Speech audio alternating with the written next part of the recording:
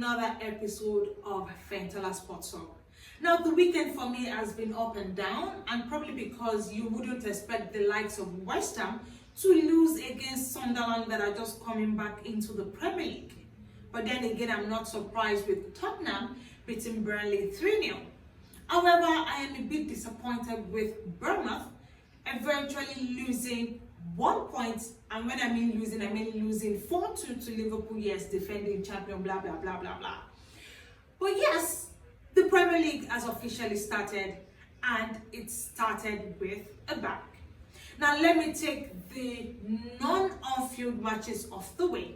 A lot of people complained about the fact that the refereeing decisions in some of the games over the weekend were quite poor. You know, if you look particularly at the decision of the VAR to call off the goal that was called in Chelsea Palace, people can say, oh, there was actually no foul committed before the free kick was taken, leading to Eze scoring the goal. However, in Manchester United, a lot of people complained the fact that the same situation happened in the goal that led to Arsenal winning, but it wasn't called off. Now, yes, there's still a lot of discussions about what the officials have to do to improve on themselves. But I guess that is just what it's going to be when it comes to football. A lot of, indecisiveness, especially from the on-field officials. And yes, people have complained about the fact that the VAR is supposed to do a better job helping the on-field officials, but that has not been the case. I guess we'll have to keep complaining and hoping it doesn't happen to your team. Now to the games on the field. The Premier League started on Friday with defending champions Liverpool playing Bournemouth. Now, if you look at that game, I felt for me, the first half was that of Liverpool, the second half was that of Bournemouth. How they went on to winning that game 4-2 is still a shocker to me. But then again, Liverpool always have a way of getting the results even when you least expect them to. Now, the first half actually saw their centre man, Ugo Ekitike, scoring and assisting. Another player for me who I actually didn't even think was still in the club was Sheza, getting the third goal, and then Mohamed Salah scoring the fourth. But then again, that's what you expect from defending champions, and so let's see what happens in the match day 2. Now, heading over to Saturday, we saw the likes of Tottenham beating Burnley 3-0 with their centre man Richarlison obviously getting a brace. I'm not surprised because the performance they put in the Super Cup, they deserved to win that game, but unfortunately the defense gave in and they lost the game through penalties. But this time around, the defense ensured that they didn't make the same mistakes, ensuring they were 3-0 winners and getting the 3 points needed. Now, the shocker for me for the weekend was West Ham losing to Sunderland. Now, Sunderland is coming back to the Premier League and they lost 3-0 to Sunderland. Like, I'm still in shock.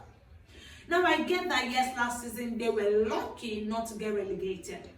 But you would expect that by now, Graham Potter would have gotten a hang of that team.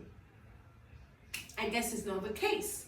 But now, this time around, they're going to be playing in match day 2. And I don't know what to expect from him. Now, a lot of people have said, yes, Graham Potter is under a lot of pressure. And he might probably be one of the first coaches to be sacked in the new season. Well, let's see what happens. It's just the first match of the season. No conclusions yet. Another game that happened during the weekend was Aston Villa playing 0-0 draw against Newcastle. Like, why? Yes, it was exciting, I won't even lie. Like, from the very first minute to the last minute, a lot of chances missed. And yes, a lot of people will say, oh, because Alexander Isak is not in the Newcastle team, and so maybe they didn't have the chance to score. The team has to move on, get the results they need, and get the points that is needed to keep them in the Premier League. Now, moving over to Sunday, it started with a derby, a London derby, Chelsea against Crystal Palace. Now, that game was all sorts of emotion. The first half was poor from Chelsea and better from Crystal Palace, and the second half was better from Chelsea and a bit downside from Crystal Palace. Now, yes, in the first 13 minutes, Crystal Palace got the chance to go 1-0 up, but the referee said a foul was committed in the 13th minute while the free kick was ongoing, and then cancelled the goal. Well, as I said earlier, a lot of officiating still has to be improved on. But that game ended 0-0, and let's see what is going to happen from both sides, going into match day 2. Now, particularly about Crystal Palace, I think they've carried on this consistency from playing the FA Cup, beating Man City, and into the Community Shield, beating Liverpool. There's this excitement about them, going into the league. So I'm not surprised, because I knew that it was going to be a bit difficult for them to, and I'm talking of Chelsea now, to get all 3 points in that game. But you know what? They got a point, and I think moving on, they can improve in their awesome game. And then to Arsenal against Manchester United, the game of the weekend. Arsenal somehow got 3 points in that game. Now, yes, I know there's still a lot of expectation as to Manchester United getting, the team working together. There's in the team, right? But I still think it's still early, right? Shesko didn't play in that game, and so I feel like the team still need a little bit more time to gel together, and yes, maybe they can start to get results. But I also don't think they did badly in this game in particular, because Arsenal, they were here, they were there, so yes, there's still a lot of work to be done. It's just match day 1.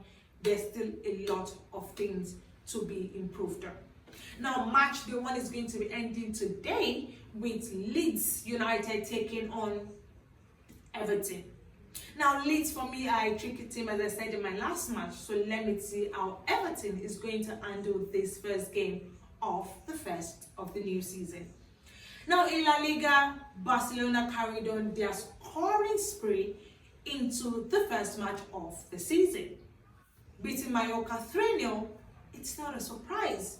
Yamin Yamal, I'm not surprised he scored. Rafinha, those have been their scorers in last season. So yes, it's more like the season continues. But making sure that they get the 3 points as defending champions, it's important, and that they did. Atletico Madrid for me was quite disappointing, winning from the first half and eventually losing that game 2-1. That was a shocker. Now, I know they are playing an Espanyol team that can be quite tricky, but I didn't expect them to lose, and that is a fact. I honestly did not expect them to lose that game. But then again, eventually I know Diego Simeone is one coach that knows how to get the best out of his team. So I'm not even going to be surprised that eventually they are going to start to get results. So that one, I think, is a one-off, and probably it's a welcoming atmosphere into the new season. And then the surprise for me is Celta Vigo winning that one against Getafe, winning 2-0. And to be honest, I'm indifferent about that game, honestly, because I feel like Getafe has been off and on since last season, but Celta Vigo, winning that one is a shocker.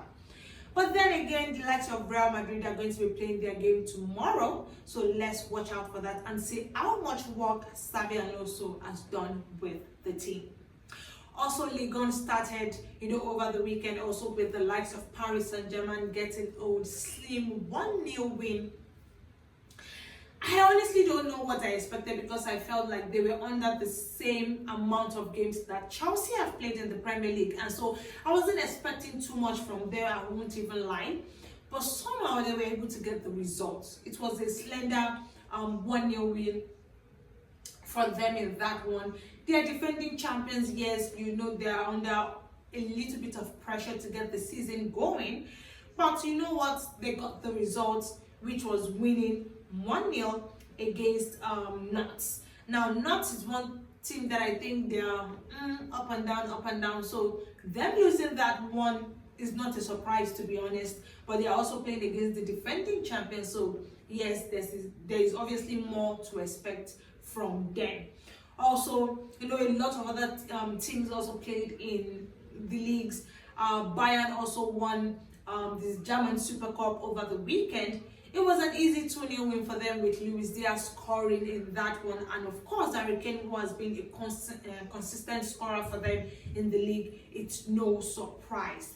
But you know what? As I said, it's just match day 1 in La Liga, the Premier League, and this Ligue. Let's see what happens. I think this weekend, other teams, other leagues are going to be starting off. The likes of Italia Serie A is obviously going to be starting, and Bundesliga should also kick off this coming weekend. But that's going to be my review of some of the games that were played over the weekend. You know what? Let me know what your thoughts are about some of the games that happened this weekend. If the result you thought was going to be in some of the games was what eventually happened in some of the matches. Also, don't forget to follow us on all our social media handles at _official FSH on all our social media platforms on Instagram, YouTube, Facebook, and even X. Also, don't forget to share your thoughts in the comment section. I will definitely be reading. But also don't forget to subscribe to our channel. Thank you for the new subscribers. Oh, it is amazing. I'm surprised. Yes, I know we are not a lot yet, but we are growing and I love it. So definitely we are still looking forward to more people to joining the family. Also, don't forget to share with your family, your friends, and you know what? Let us know what you think. But that's what I'll be talking about today until I come your way again during the course of the week.